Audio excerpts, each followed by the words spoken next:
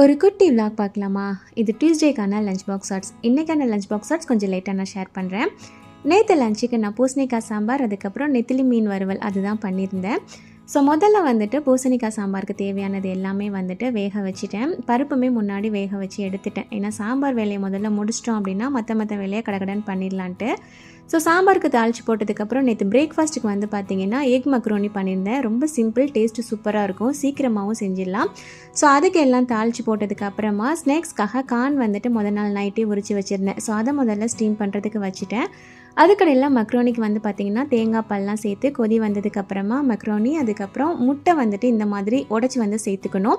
முட்டை சேர்த்ததுக்கப்புறமா கலந்து விட்டுறாமல் அப்படியே குக்கரை க்ளோஸ் பண்ணிவிட்டு ஒரு 4 விசில் வச்சு எடுத்தோன்னா சூப்பராக ரெடி ஆயிரும். அண்ட் இந்த பக்கம் சாம்பாருக்கு தாளிச்சிட்டு ரைஸும் வச்சுட்டேன். அண்ட் மக்ரோனியுமே ரெடி ஆயிடுச்சு. பார்க்க தண்ணி மாதிரி இருக்கும், பட் மிக்ஸ் பண்ணிவிட்டு லேட்டாக வந்து சூப்பராக செட் ஆகி வந்துடும். ஹஸ்பண்டுக்கும் பிள்ளைங்களுக்கும் பேக் பண்ணி அனுப்பியாச்சு.